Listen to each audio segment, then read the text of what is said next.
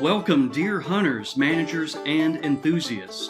This is Deer University, the podcast of the Mississippi State University Deer Lab.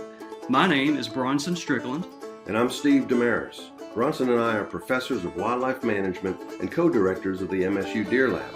Together, we've researched deer across the United States for more than 40 years. In our podcasts, we explain the why and how of deer management based on science. Whether it's research we've conducted or explaining research done elsewhere, we'll offer you a college course in the science of deer management. But don't let Steve scare you. This isn't going to be a review of calculus or chemistry. Instead, we take results of research, reduce it to what's important, and explain how you can apply research to management. So join us for this episode of Deer University.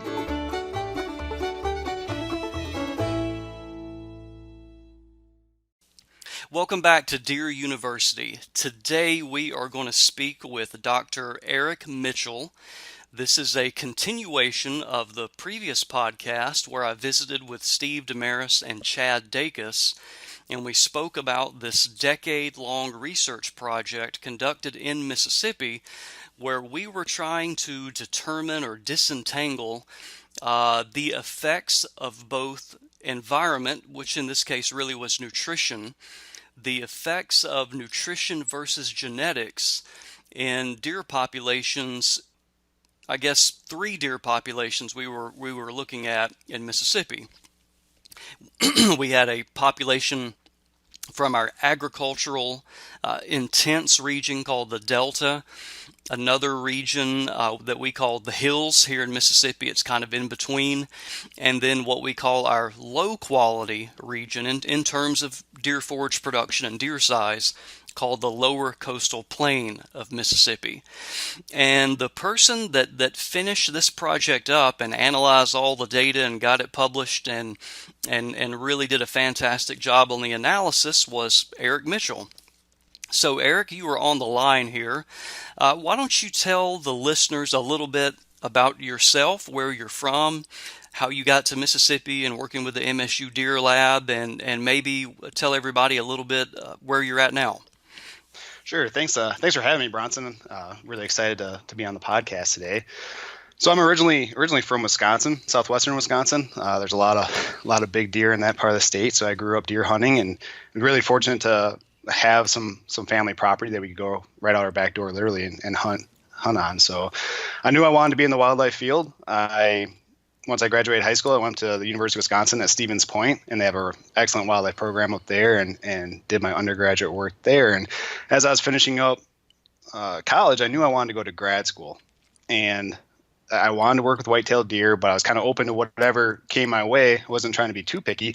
And lo and behold, a position was announced at Mississippi State University working with Steve Damaris and working with their captive research facility with white-tailed deer. So out on a limb, I went ahead and applied for it and got the position and moved down to Starkville in December of 2009 and stayed there for, it was about 6.5 years. I finished up last March, in March of 2016. So went down there originally for my master's.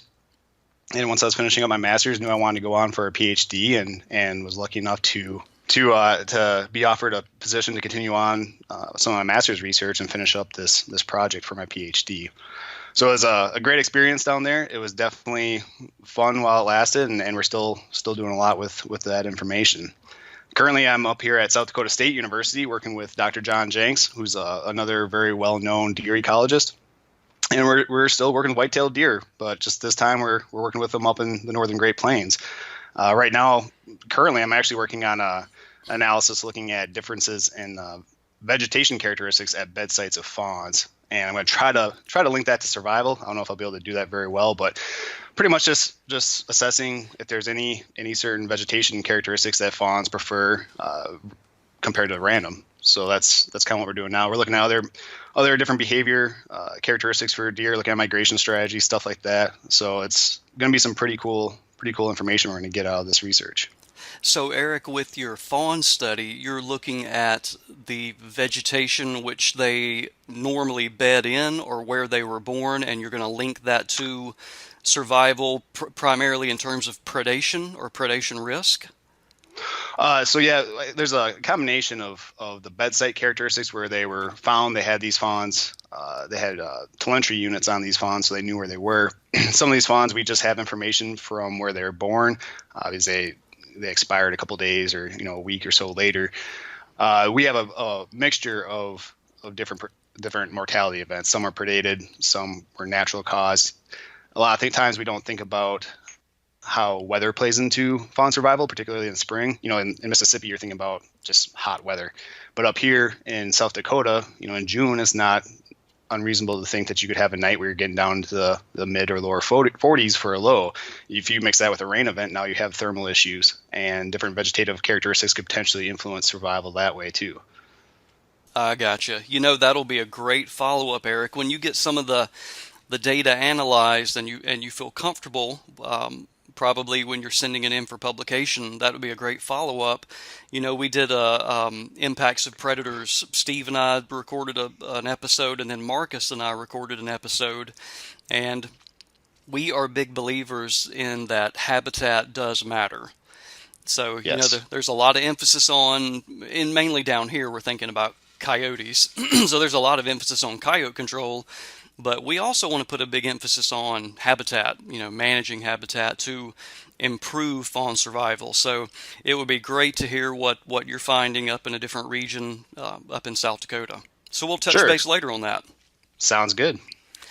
Well, Eric, when you got to, and you were familiar with some of the research to begin with, and you've now had a chance to be a lot more familiar with the research conducted in South Dakota, it turns out that in South Dakota, you have a minimum. There may be more regions, but at least two regions in the state that are similar to Mississippi, in that you have a very an agriculture dominant system or region, and then you have another area of the state that's not. And from everyone's interpretation, at least, that is influencing the size of deer. Bigger deer were located in the ag region. Larger antlers are located in the ag region. And the researchers at South Dakota State did something very similar to your PhD research. Why don't you bring everybody up to speed about that experiment and the highlights of what they found? Sure. Yeah. So this particular study was actually published back in 2009. So we had in Mississippi, you all have just been working on that current 10-year project for about 4 or 5 years at that point.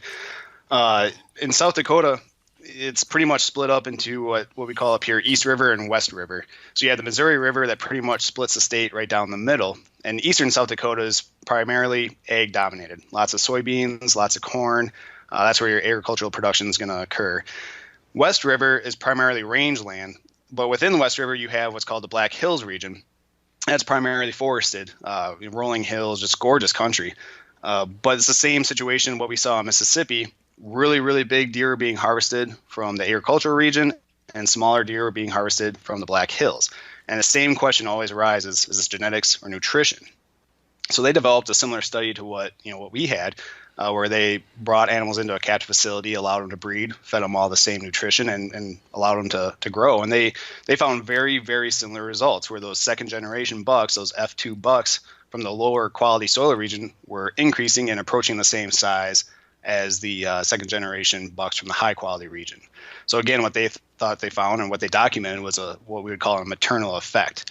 That long-term changes in nutrition can have effects on antler and body size of offspring. Eric, what was their response in the first generation similar to ours? Was there much improvement with the first group of fawns that were born? As far as I'm trying to think back with antler size, I think it was a pretty similar response. Body weight, I can't remember exactly what it was. I know first and second generation across the board was similar. I can't remember the exact numbers though. Okay, okay. But the bottom line is the second generation, just like with your study, had caught up, so to speak, had compensated, and were now a lot larger than the deer from their original region, from the Black Hills region. They were now approaching the ag region in terms of Exactly. body size and antler size. Yep. You know what, Eric? When we were going through all the literature from way back when you were working on your PhD, we found a lot of reference to a German researcher that worked with both red deer and roe deer, who was documenting these types of effects prior to World War II. Yeah, that was some really interesting research, and particularly thinking about the time that this was being done, pre-World War II. Franz, was it Vogt, or how do you pronounce his last name? I say Vogt, but we can say whatever we want. Yeah, I guess I don't know if anybody's gonna correct us on that. Yeah. No, it's interesting. He did this research with, like you said, red deer and roe deer, which essentially red deer is a cousin to the elk, very similar, and roe deer is pretty much what our equivalent of a white-tailed deer would be over in Europe, a little bit smaller, but and some other subtle differences, but essentially, very comparable. And what they found, this guy was really ahead of his time thinking about nutrition and genetics, and he thought that these differences in antler size of these animals across Europe were due to differences in nutrition. But again, the same concept, the same idea of genetics and needing genetically superior animals to increase antler and body size was even prevalent back then. So he started comprising and doing these nutrition studies and showing the highest quality nutrition that was compatible for these animals and what they preferred to eat, and started putting all this stuff together and essentially did what we did. And after a few generations, they were producing record book sized animals, and they related that all back to nutrition and not genetics. And at the time, this was all being done, recorded in German. So it kind of, during the wars, kind of got lost. And it wasn't until the late 80s when Valerius Geist, who was a German himself, was actually able to interpret his results and translate it to English, that we started to kind of learn more about some of this other research. Yeah, I remember reading that for the first time and was just blown away because the gains that occurred. And so, and I don't remember the study design. It was so many years ago when I read it. But basically, the researcher didn't start with just getting trophy class deer. I mean, he got roe deer and red deer that were kind of representative of Yep. the areas that he was working, and just had a good sample size, a group of these deer, and started monitoring the change in antler size. But consistent with your stuff, Eric, is that every generation started seeing incremental increases, and it just really got us thinking, about our little joke we use now, but it's the truth. It's not what you eat; it's what your mother ate, and it's even what your grandmother ate that Yep. can impact the expression of your genetics. And we were talking about his study. Vox's study was prior to World War II, and unfortunately, I think during World War II, his study facility, I think, was destroyed, and so that was kind of the end of the experiment. But during World War II was another example of a natural study that was occurring with human beings. And so I think you remember, Eric, that in the scientific literature post World War II was where they started looking at the effects of lack of nutrition on people's offspring, on people's kids, and even grandkids. And I believe, Eric, correct me if I'm wrong, that was really when this concept of epigenetics really started to take hold, is that we had this long-held view or understanding of how genetics worked. And genetics were fixed. Phenotype can Yeah. vary, but your genetics are fixed. So when mom and dad, when reproduction occurs, and that new genome is produced, there's no changing it. But these researchers started noticing that people that were exposed to grandparents that were exposed to good nutrition or really poor nutrition, that it was still impacting their grandkids. Yeah. And so that really kind of kicked off, how in the world is that occurring? And so that whole concept of around epigenetics, there are other influences going on. And We certainly think, Eric, that is what explains what you documented so well with that second generation. Yeah, we didn't set up this study design to specifically look at an epigenetic effect, but this sure does fall right in line with what we read about epigenetics and the outcomes that we would expect when you start taking into account epigenetics. So we didn't do anything in the lab looking at the genotype and actually getting under a microscope and looking at different changes, but just the actual result from the phenotype from antler and body size and the increases sure fits that mold very, very well. Yeah, absolutely. So, Eric, let's walk everybody through. If they listened to the previous podcast, it may have been a week or two or more when they heard it. So let's kind of step through your findings real quick.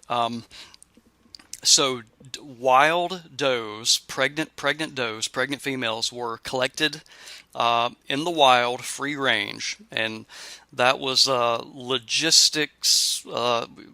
I hate to say a nightmare, but it was intensive, very, very intensive Yeah. to collect all of those does. And all those does then pregnant were brought back to the deer research facility here. And they had their fawns.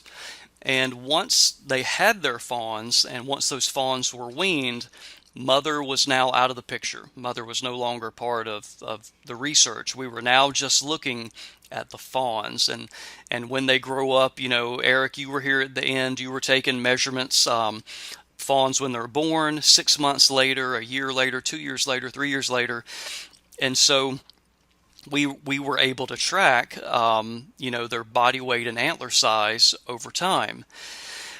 But it's really, I can't emphasize this enough, that once that fawn was weaned, let's talk about bucks, and let's talk about bucks when you measured them at 3.5 years of age.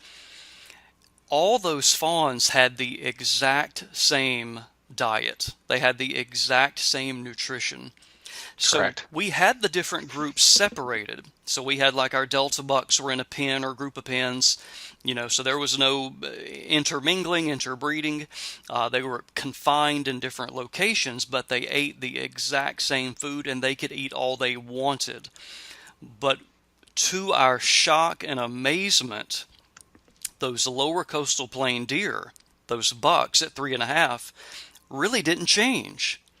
Even though they ate what we would consider, the best possible diet they could eat, they gained a few inches of antler, I think about 5 or so inches of antler, and maybe a pound of body weight compared to the bucks in the wild. And so we were really Yeah. scratching our head, like, what in the, I was like, there's got to be a mistake here, Eric. Yeah. Did you run the numbers correctly? We need to look at this. This can't be right. Well, I remember because that was, we were wrapping up the first generation bucks right as I was finishing up my master's, really. So my master's project was a little bit different, but I was still doing all the analyses for this project as well. And I remember Steve was giving a tour out our deer pens, and we were going through these results, and he kind of looked around and said, I might have to eat some crow here coming up after, depending on what we find with this second generation. So everybody was very interested to see what the second generation was going to do. And then lo and behold, that's when we started really digging into this whole, concept of epigenetics, and we started all licking our chops. Can't wait for the second generation or the F2, generation to see the results. And that's when the magic happened, right? Yep. Yeah. So when we started looking at the second generation, when we look at the lower coastal plain bucks, they increased their body weights about 35, 40 pounds from their wild counterparts. And their antler size is about 27, 28 inches or so. So, those are the increases that we were looking for. Those are really dramatic increases in antler and body size. So, Eric, remind everybody, and I get asked this question all the time too, and it's just logistics and finances. We talk about, how a buck is mature, physiologically mature at 5 years of age, sometimes 6 years of age. But basically, we've seen time and time again, and other researchers have too across the country, that, mainly about 6.5 years of age Yeah. is where, where we see maximum antler growth. But the reason we couldn't carry the study that long is because it would have added at least another 6 or 7 years onto an already 10-year project. So Eric, you used the 3.5-year-old body sizes and antler sizes as an indicator, of course, of where they are now and then what they will grow to become. Can you share with people what those bucks would have grown into at maturity? Sure. Yeah. I mean, we pretty much ended this study when these bucks were 3.5 years of age. So if we look at the average first generation lower coastal plain antler score for those bucks is about 95 inches. So it's kind of hard, if you hunt and 95 inches on the B and C scale, it's not a huge deer. It's hard to visualize that if you're not familiar with that scoring system, but it's not a bad deer. It's a good looking deer, but it's not what people who are looking for some of these larger older age bucks. That's not what they're looking for. But again, this is at 3.5 years of age, and we know from prior research that at 3.5 years of age, a buck's only reached about 75% of his maximum antler size. So he's still got 25% left to grow once he hits that 6.5 years of age. So using a normalized growth curve, kind of projecting what that antler size would be at that age, that first generation buck that's 95 inches at 3.5 years of age is going to be about 122 inches at 5.5 or 6.5 years of age. So I believe the Pope and Young scoring system for harvesting a deer with your bow, trophy record book buck for that system is 125 inches net, Yep. I think. Yep, that's right. So on average, after one generation, you're producing pretty close to Pope and Young buck. So I mean, that's pretty big deal just after one generation. But that's not necessarily what people are looking for all the time, and they want those 150s, 160s. So looking at our second generation bucks. For the lower coastal plain at 3.5 years of age, they average about 116 inches. So again, there's your huge increase from first to second generation. But again, that's at 3.5 years of age. You project that out to 6.5, and now you're looking at, on average, 147-inch deer. So You almost go from bumping 120s to 140s. exactly. So that's a huge difference, and it really emphasizes the importance of age. There is no quick fix. You got to let these animals reach maturity. And that's where you're going to make a lot of gains in antler size. So, Eric, with your presentations in the past, and this is kind of consistent in the literature too, the terminology is kind of switching the genes on and off. And so this whole, what used to be called maternal effects, and there's a lot of different maternal effects, meaning, mother has a big impact on their offspring, and the size or the phenotype, the look, of the offspring. If mom's in bad condition, it can affect the offspring. If mom's in good condition, it can affect the offspring. But this epigenetic effect, we always hear that as flipping them on and off, or turning those genes on and off. And really what that means is, and again, Eric, I may be oversimplifying here, and you're more familiar with the literature, so please correct me if I'm wrong, but what you're saying and what you found here is that those lower coastal plain bucks had, quote, the genes to produce 140-inch antlers at maturity, but the environment or nutrition, as it affected their mother, the doe, did not allow those genes to be expressed. So when those fawns were conceived, we say in utero, after they were conceived and they were still, gestating in the mother's body is conveying information to those little fetuses as they're growing, and basically switching some genes on and off. These genes should be expressed, or these genes should not, or maybe the extent of expression of some genes. But that's what it took. It wasn't just what the buck ate from being weaned as a fawn, growing to 3 years of age. It depended on what the buck's mother ate, and whether she was physiologically in good condition at the time of conception. No, that's exactly right. You think about it in just really simple terms. It's essentially the mother communicating the environment that she's experiencing with her offspring and saying, hey, we're in a good environment. We've been consistently in a good environment for the past few years. Now it's adaptive to start growing larger antler and body sizes compared to what it was before. It's just Mother Nature's way of allowing these animals to adapt to their environment. And like you guys talked about last time, it's not always advantageous to have large antlers and large body sizes because you have to maintain those large antlers and large body sizes with a lot of nutrition, high quality nutrition. And if you're not in a consistently good environment that's producing high quality nutrition, it's just not going to happen. It's not adapted for you to grow large like that. That's when we were saying earlier about Valerius Geist, he also had some other great information with deer, mainly deer species, but other critters as well. But kind of call it the island effect.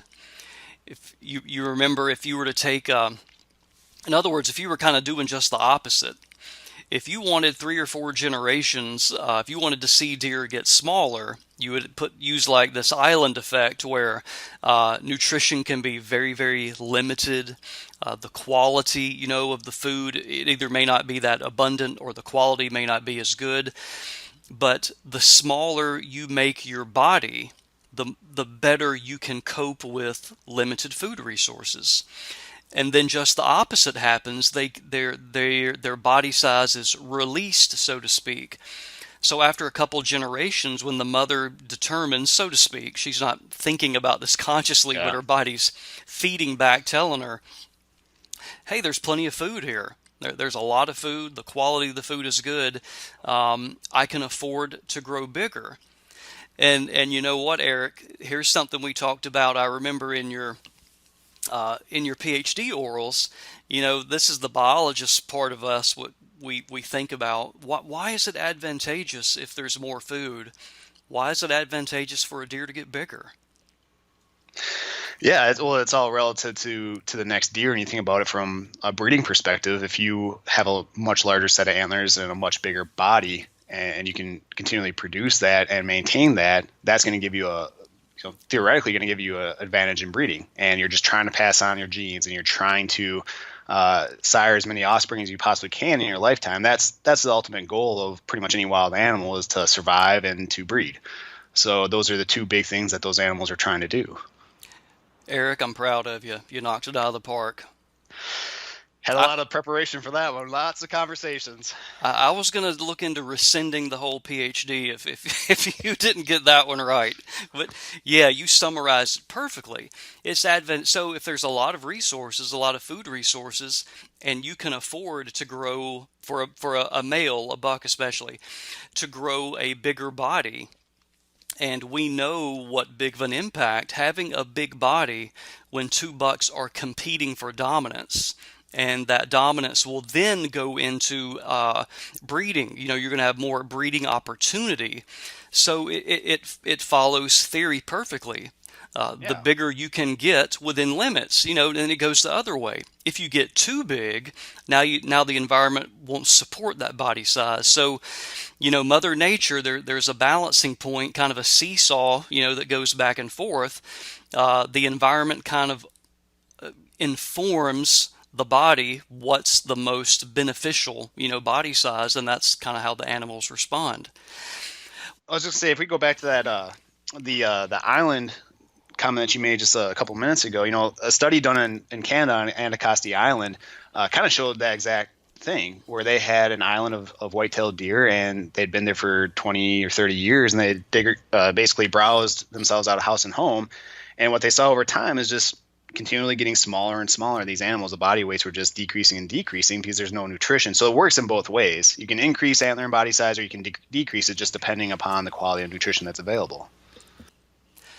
Hey, Eric, another thing that we discussed when you were here that we all thought was really cool was what we called your growth priority analysis. And that's just a kind of a fancy way of saying, so now when a new generation of deer, bucks in this case, so now when they have more nutrition, what do they allocate that nutrition to? So what body feature first responds and gets bigger, and what's the last thing to respond?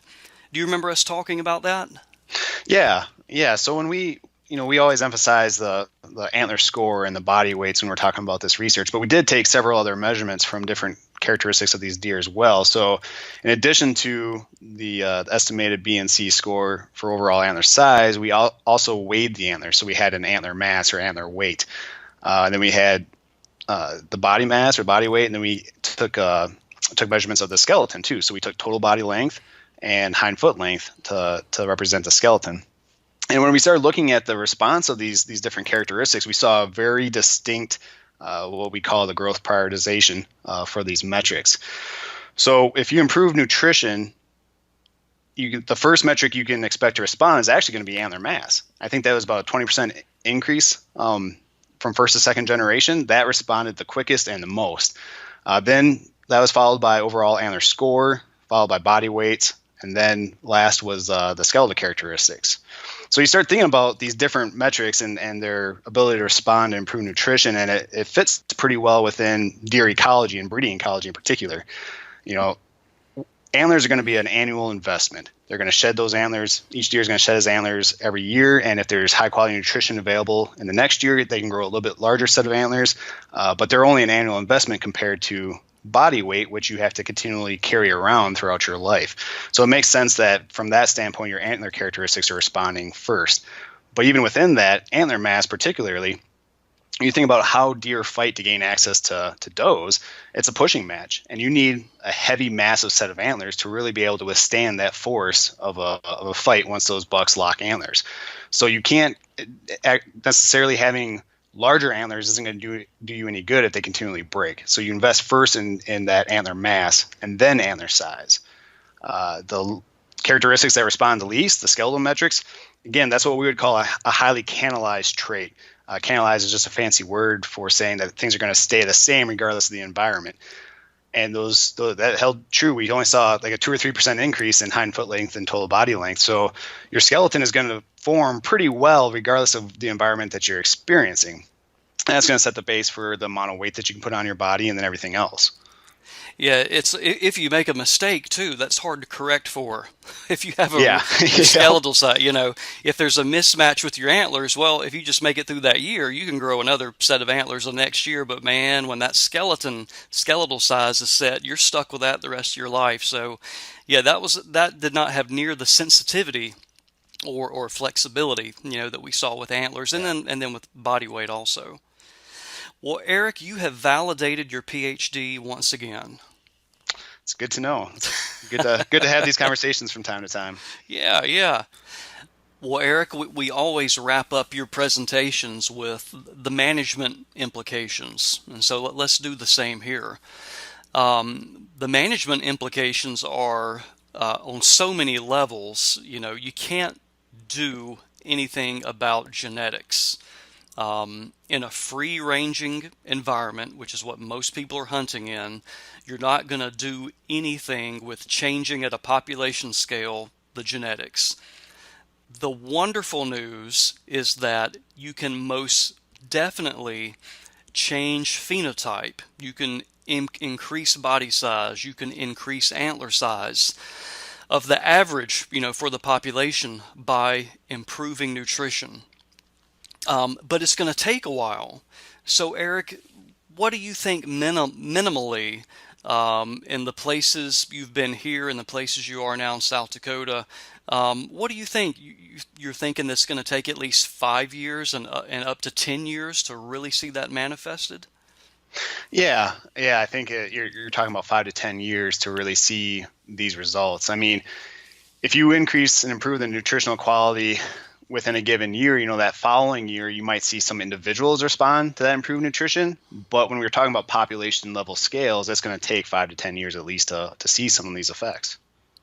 In the South, our biggest tools for improving nutrition, number one, habitat management. Of course, that's most often in the South, we're dealing with forest. And, typically we always say that habitat management in the South is always going to involve forest management. So we're going to be managing our forests. We want to get more sunlight on the ground. We want to provide more deer food. And then we want to maintain that, with prescribed burning. That's on the habitat management side. That's typically what we're striving to do, that type of program. The other component of that, of course, is supplementing with food plots. And so we can really boost the nutrition at the times of year that are really, really important to deer, which is pretty much all the time, but especially with cool season food plots. Just thinking about when a doe is conceiving, they're going to be conceiving in the fall or winter, depending on where you're at. So we want that doe to be in great condition that time of year. And then when those fawns are being developed during gestation in the spring and on into the summer in the south, we want to make sure we have adequate nutrition and good nutrition, and food plots can really play a huge role in that department. What about in South Dakota? What are the most common tools you see up there that deer managers are going to use to improve nutrition? Sure. Well, it's obviously pretty different up here during a winter compared to in Mississippi. There's really nothing for animals to eat outside of residual waste grain or some woody browse that you have in these shelter belts. So one of the things, kind of going back to you mentioned prescribed burning. I think that's a good tool to use to improve nutritional quality in the spring. But the wintertime, one of the biggest things I think that we can do here is just improve the quality of cover. And try to reduce the severity of the effect of winter on these animals. A deer's diet up here is going to switch pretty much to woody browse because there's nothing else that they really have to eat outside of waste grain from egg fields. So those shelter belts are really, really important in providing that as well. So a lot of times you'll see animals herding up in these shelter belts because it's providing cover, it's providing food. So having that browsy vegetation around is really important. Eric, define for everybody, what's a shelter belt? Sure. A shelter belt is basically a couple of rows of trees in between egg fields that reduces wind erosion is essentially what it's doing. So up here it's a highly fragmented landscape, lots of agriculture with these shelter belts or these tree rows or shrubs that are being planted in between to help reduce that wind erosion when after farmers disc up and till their fields, that soil staying put or trying to stay put at least.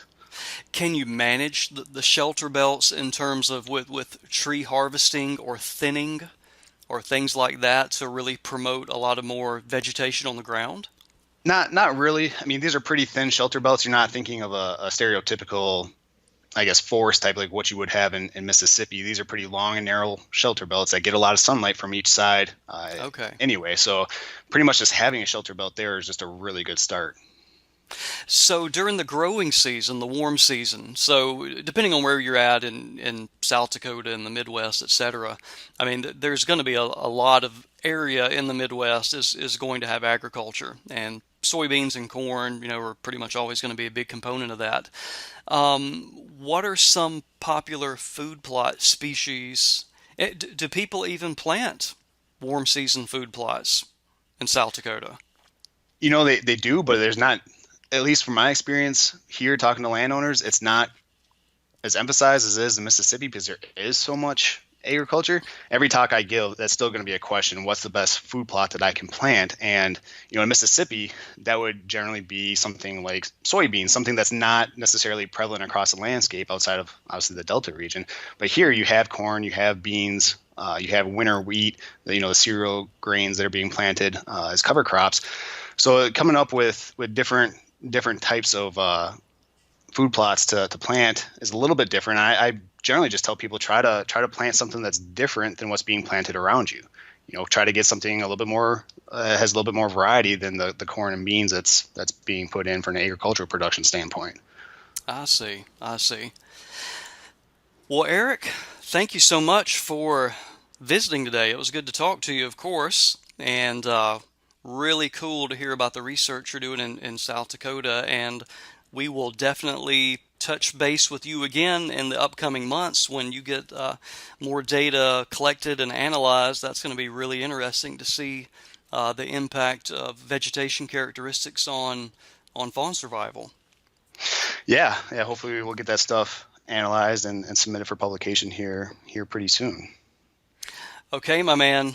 It was great talking to you, Eric. Great talking to you, Bronson. Good catching up.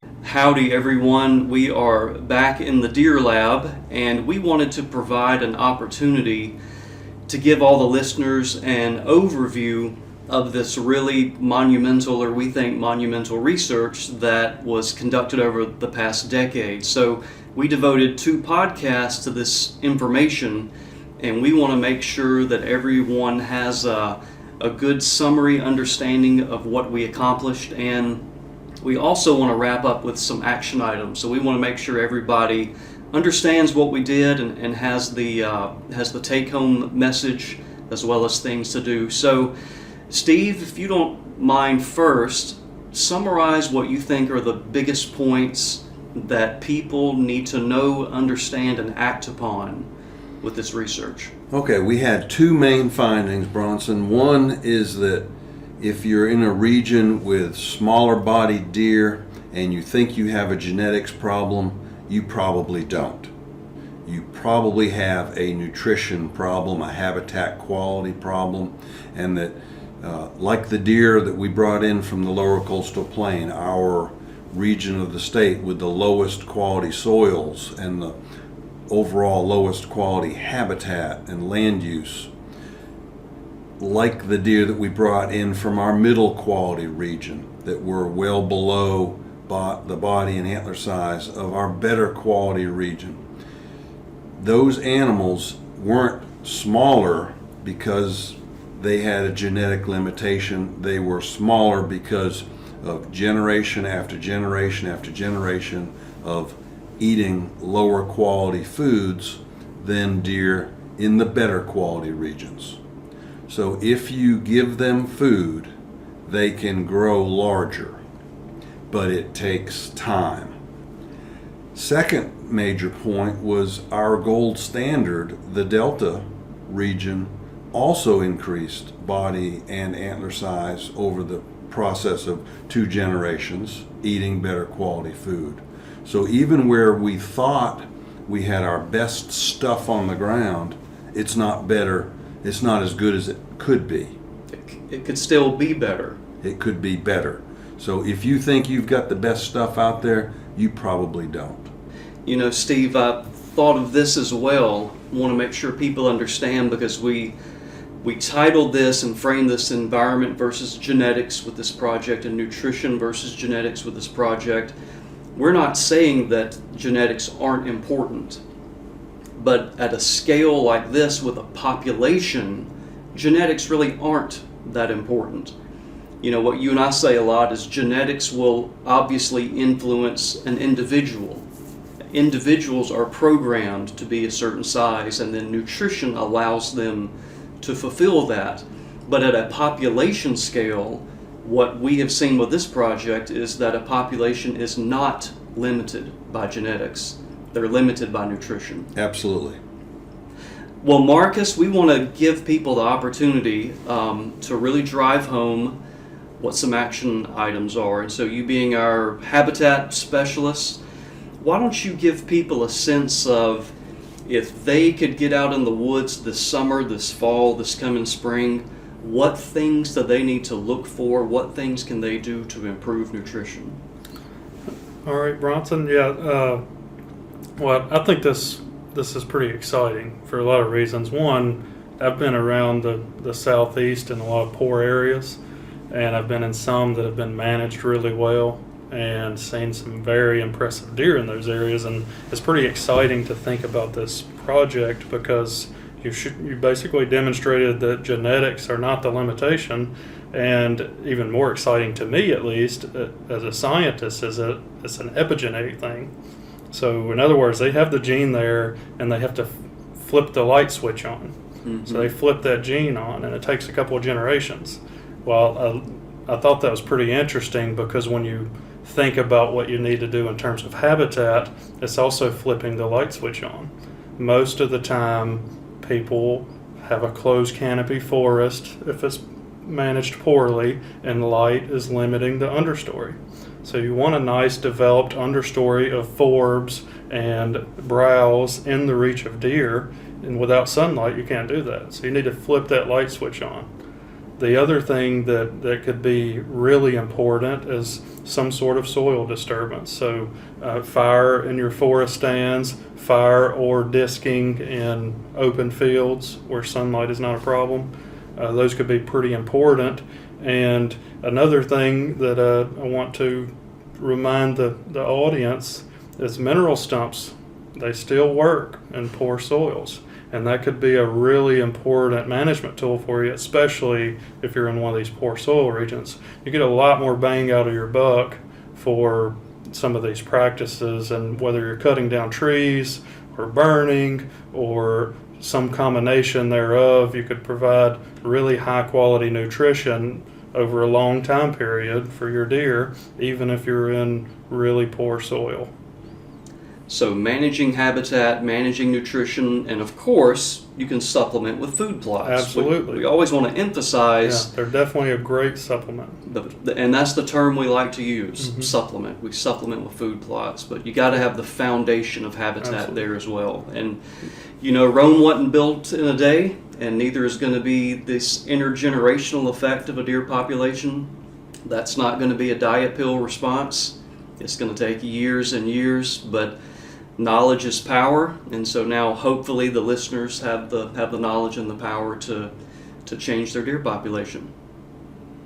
And I think I'd like to just kind of sum up what Marcus just said. I really like that. We've been talking figuratively about turning on the genetic switches, and Marcus just, the light switch of light on the ground.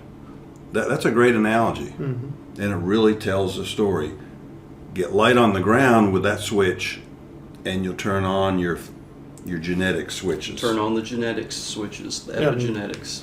When you walk into your bedroom, you have to turn that light switch on before you can go and turn the light switch on in the bathroom, right? That's So right. it's the same thing with habitat. You may implement practices, and it may take a little bit of time for you to improve the habitat quality, and then it's going to take time on top of that for your deer to turn on their switch and start responding to improved habitat with quality that you can see on the deer.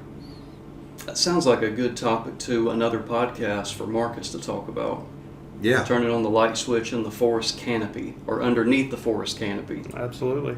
Yeah, and talk more about this whole topic that we've talked about before, about just the quality of the habitat and how you can get more of a response in the lower quality habitat. Yeah. That's just really exciting, and I think it gives people that are, maybe feel like after the last couple of podcasts that maybe I'm not stuck with where I hunt deer and manage deer, and maybe we can do better and give them hope, and more than hope, give them ways to do it. Absolutely. Well, guys, thanks a bunch. This ends our two-part series on nutrition versus genetics, and we hope you all at home will turn in next time to Deer University. We're glad you joined us today and hope you learned something valuable about deer management. If you have questions about this podcast or a question about a topic we haven't discussed, please log on to msudeerlab.com, click on the Deer University tab, and send us your questions. We'll get to them as soon as possible. In closing, we want to thank our employers, the Mississippi State University Extension Service and the Forest and Wildlife Research Center. We also want to thank the St. John and Dudley Hutchinson families for their endowments that support deer research and education.